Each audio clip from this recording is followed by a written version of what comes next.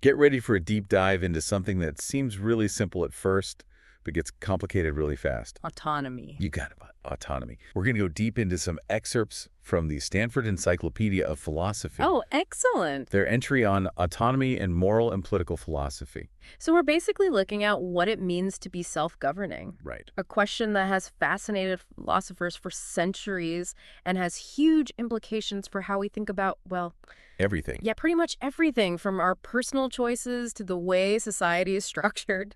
You had me at philosophical puzzle, so let's jump right in. Right. The basic definition of autonomy is about governing oneself, right? Right. Making decisions based on reasons and motivations that are genuinely your own, Yeah. not just imposed from the outside, but Yeah. how do we even know it's truly our own Yeah. when we're constantly bombarded with external pressures Right. and internal conflicts? Yeah, that's a really good question because our desires, values, everything that drives us is shaped by such a complex web of factors. Mm. Our upbringing, our culture, our experiences, it's really hard to separate those things out. It's like trying to untangle a giant knot. Exactly. Okay, so if it's that tricky to even define what makes something authentically mine, Mm-hmm. how do we distinguish between different types of autonomy? Because it feels like there are different ways to be self-governing, right? Yeah, absolutely there are. And one really important distinction is between moral autonomy and personal autonomy. Okay. So imagine a person who's facing a moral dilemma. Maybe they have the opportunity to cheat on a test or lie to get ahead. Right. Moral autonomy in the Kantian sense is about having the capacity to resist those temptations and act in accordance with moral principles, even if it goes against what you want in that moment. So it's like having a really strong moral compass that guides your actions, Right. regardless of what you personally might want at the time. Exactly. Okay. Okay. So now contrast that with personal autonomy, which has a much broader scope. This is about making choices in any area of your life, Okay. from what you have for breakfast to what career you pursue. Oh, wow. It's about the freedom to shape your life based on your own values and goals, not just kind of external pressures. So it's the difference between following a strict moral code versus just like charting your own course through life, through all these decisions, big and small. Yeah, precisely. And this is where it gets even more nuanced, because how do we differentiate between autonomy and freedom? Ooh. They seem really similar, Yeah. but they're not quite the same thing. I see where you're going with this. Just because I'm free to do something doesn't mean I'm doing it autonomously. Exactly. Freedom is about the absence of constraints. So you're free to do something if no one is physically stopping you. Right. But autonomy digs deeper. It looks at the source of your actions. Right. Are you acting based on desires and reasons that you truly endorse as your own? Right. Or are you just reacting to pressures or compulsions? Let's make this concrete. Okay. Let's say I can eat whatever I want. Yeah. I'm free to do that. Right. But if I'm constantly seeing advertising for unhealthy junk food and I end up making choices based on those cravings, am I really being autonomous? That is a perfect example. Yeah. You have the freedom to choose, but those desires are being manipulated by outside forces. So in a way, you're less autonomous, even though technically you have the freedom to pick anything. That's a mind-bending distinction. Yeah. It makes me wonder if any of us are really autonomous in a lot of our choices. Like, are there different levels of autonomy? Yeah, there absolutely are. We can think of it as a spectrum at one end. We have basic autonomy. So this is like the fundamental capacity to make choices, to have some control of your life. Yeah. Most adults have this basic level. Okay. But then we have the idea of ideal autonomy, which is kind of like the gold standard. It's where your actions perfectly align with your values and desires, free from any manipulation or coercion.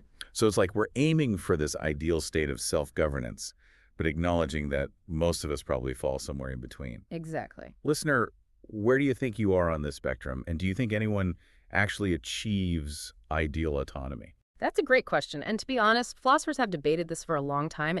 And the reality is that we are all influenced by so many factors, both internal and external, that it's incredibly challenging to be perfectly authentic. Right. But I do think it's a valuable goal to strive for, even if we never fully reach it. Just by being aware of the things that influence us, we can start to make more conscious and deliberate choices.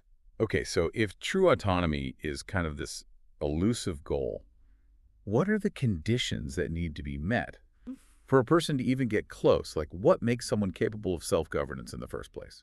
Well, philosophers have identified two main categories: competency conditions and authenticity conditions. Okay. So competency conditions are pretty straightforward. It's Yeah. about having the cognitive abilities needed to make rational decisions.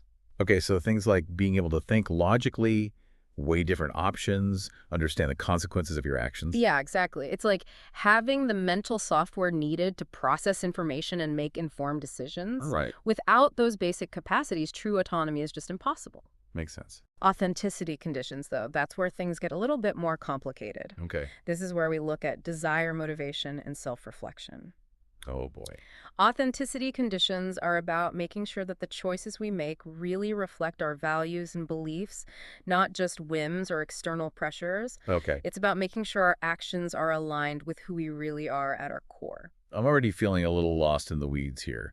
How do we even begin to figure out what those authentic values and beliefs are? Well, one really influential model comes from the philosopher Harry Frankfurt, Okay. and he introduced this concept of second-order desires. Second-order desires. That sounds intense. It's actually not as complicated as it sounds. Think of it like this. You have a first-order desire to, let's say, scroll through social media endlessly. It's just this basic urge that you have. But you might also have a second-order desire to be the kind of person who prioritizes deep focus and meaningful work over mindless distractions. Right. So that second-order desire is a desire about your desires. It's a reflection on what kind of person you want to be.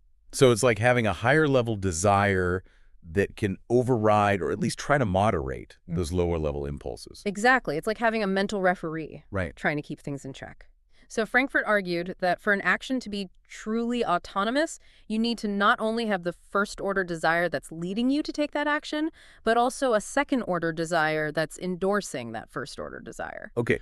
So in our social media example, I might still have that urge to scroll, but if my stronger second-order desire is to focus on work, that's the one that should guide my action. Exactly. It's about recognizing that we're complex beings with multiple, often conflicting desires.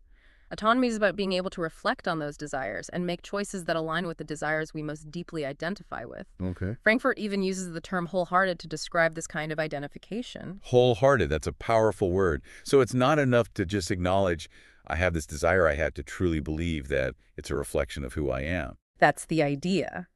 But of course, there are critiques of this model. Some philosophers point out that even when we think we're being wholehearted, there's always a possibility of self-deception. Right. We might rationalize our choices, convincing ourselves that we're acting authentically, even when we're not. Like when you try to justify that extra slice of cake Exactly. by saying it's good for the soul. Right? So are we ever really free from those internal biases and rationalizations? That's the question that keeps philosophers up at night, and it leads to an even deeper question. Can we ever be truly autonomous if so much of who we are is shaped by forces outside of our control, like our upbringing, our culture, the social structures we're embedded in? This is getting seriously deep. Yeah. I'm starting to see how even the simplest choices become tangled up in these really complex questions about what it means to be self-governing. And we're just getting started, but I think we've laid a solid foundation for understanding the core concepts of autonomy.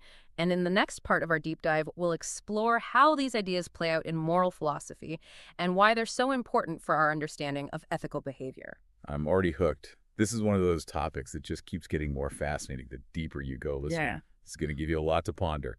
Stay tuned for part 2, where we'll explore the moral implications of autonomy. Welcome back to our deep dive into autonomy. Last time we were kind of untangling some of the complexities of defining what it means to be self-governing. And let me tell you, my brain is still buzzing from that. It's a concept that has a way of making you really re-examine even your most basic choices. Totally.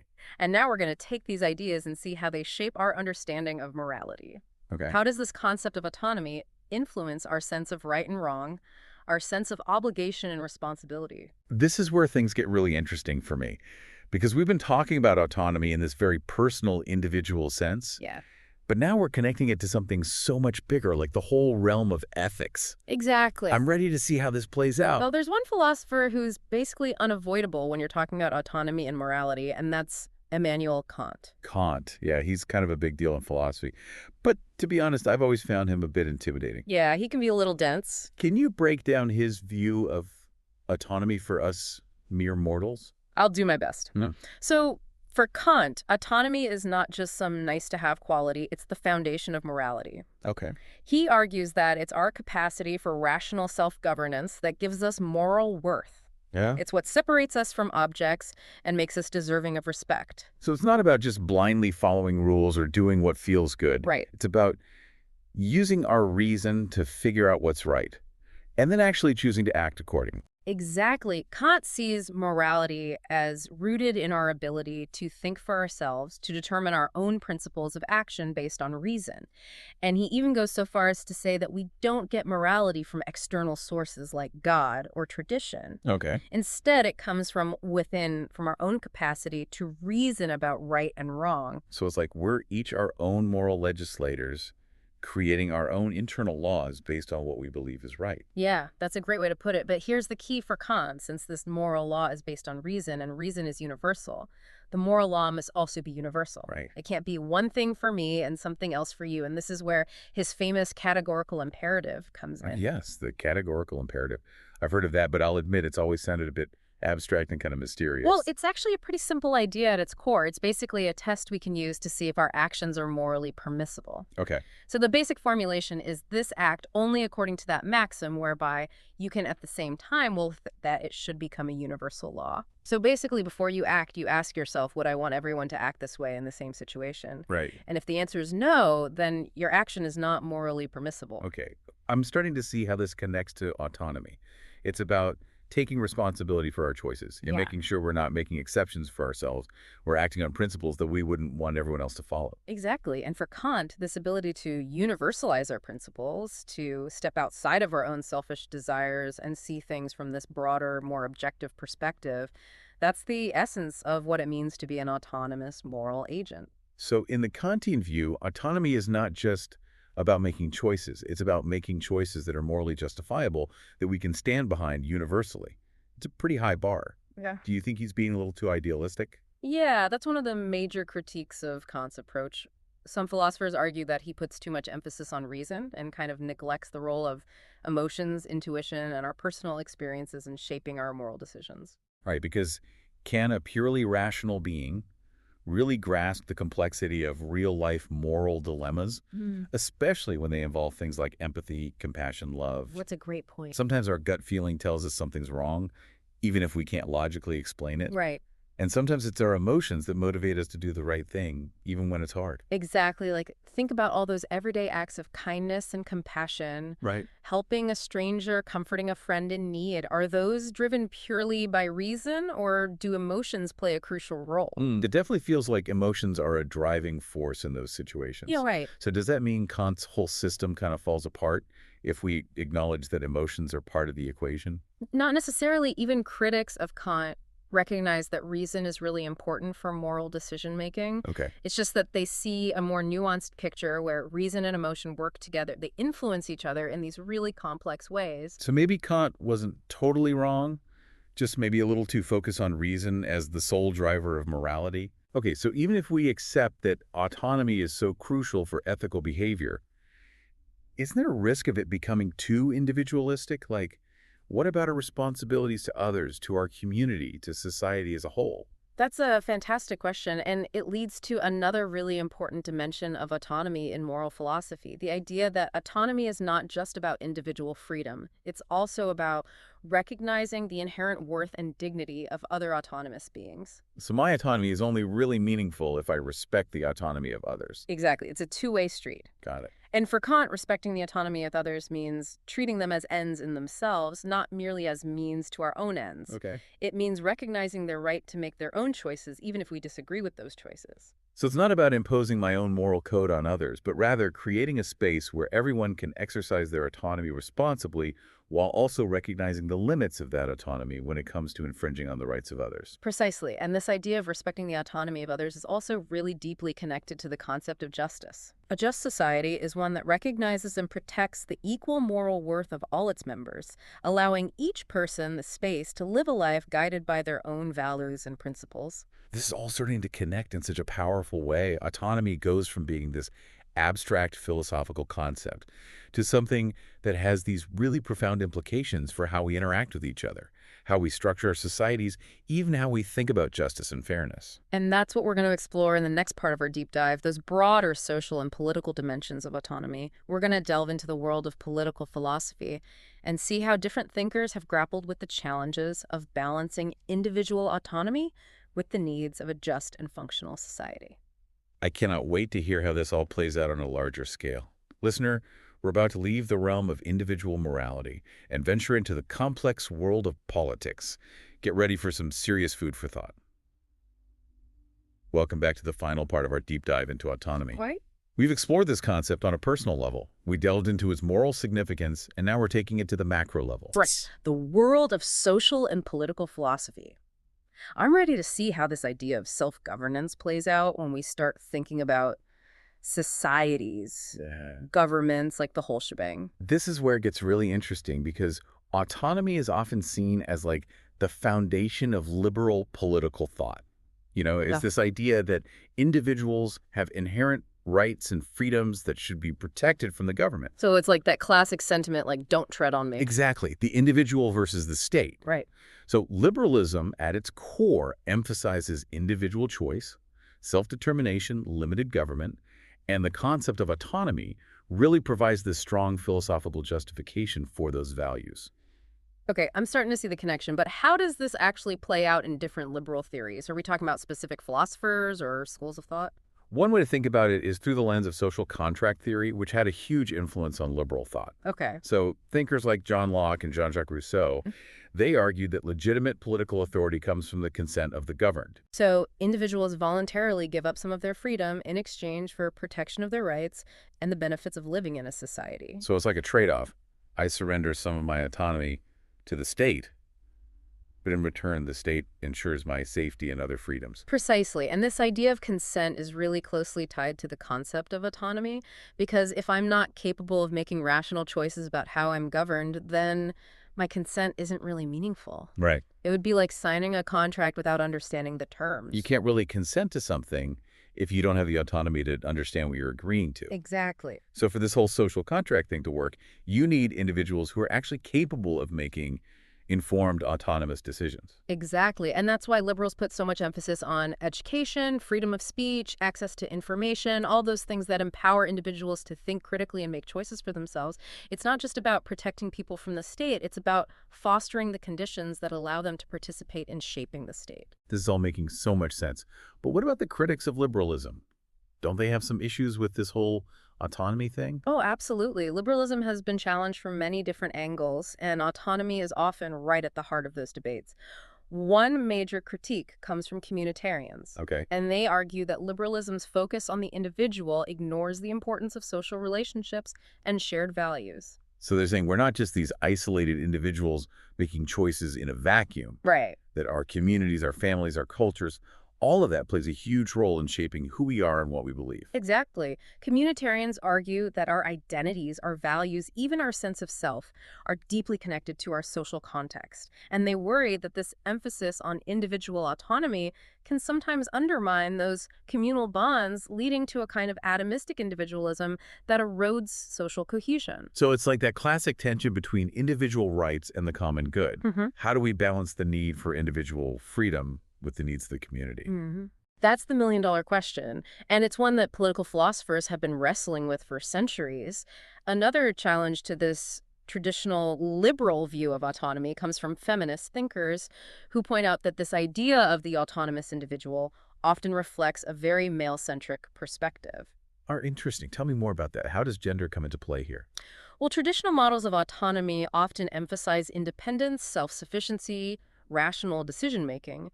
But feminist scholars argue that those values don't always capture women's lived experiences, Right. which are often shaped by relationships of care, interdependence, and emotional connection. So it's like assuming that everyone experiences and expresses autonomy in the same way, when in reality there might be different ways of being self-governing that are influenced by things like gender roles and social expectations. Precisely. And this has led to the development of alternative conceptions of autonomy, like relational autonomy, which really emphasizes the importance of social relationships. In shaping our sense of self and our capacity for self-governance, it recognizes that we don't develop in isolation and that our relationships with others can both enhance and constrain our autonomy. This is all so fascinating. It's like we've taken this seemingly simple concept of autonomy, and we've just been peeling back layer after layer of complexity, revealing all these different interpretations and challenges. Yeah. It feels like a never-ending journey of discovery. It really is. And as we wrap up our deep dive, I think it's important to highlight one final connection, and that's the link between autonomy and democracy. Okay. So, in a democratic society, citizens are expected to participate in making decisions that affect their lives, right? Right. But for that participation to be meaningful, those citizens need to be capable of making informed, independent choices. So a healthy democracy actually depends on having citizens who are capable of exercising autonomy. It's like a fundamental prerequisite for the whole system to work. Exactly. That's why things like education, access to information, freedom of speech, and a vibrant public sphere where different ideas can be debated, those are all so crucial for a thriving democratic society. They're not just nice to haves, they're the very conditions that make genuine self governance possible. This has been such an incredible journey. We started with this seemingly simple idea of autonomy, and we've explored its implications in our personal lives in the realm of morality, and now in the context of social and political structures. It's amazing to see how this one concept can touch so many different aspects of human existence. It really highlights how fundamental autonomy is to how we understand ourselves, how we relate to others, and how we organize our societies. And even though there's no easy answer to what it means to be truly autonomous, I think the very act of grappling with these questions, of reflecting on the forces that shape our choices, is incredibly valuable. Absolutely. It's like you've given our listeners a mental workout, flexing those philosophical muscles and challenging them to think critically about what it means to be self-governing in a world that's constantly trying to influence our thoughts, our desires, our actions. And hopefully, we've equipped them with some new tools and perspectives to navigate that complexity and to continue exploring these questions long after our deep dive is over. Well said, listener. Thanks for joining us on this intellectual adventure. We hope you've enjoyed exploring the fascinating and multifaceted world of autonomy. And remember, the conversation doesn't end here. Keep thinking, keep questioning, and keep striving for a world where individual self-governance is both valued and protected. Until next time, keep diving deep.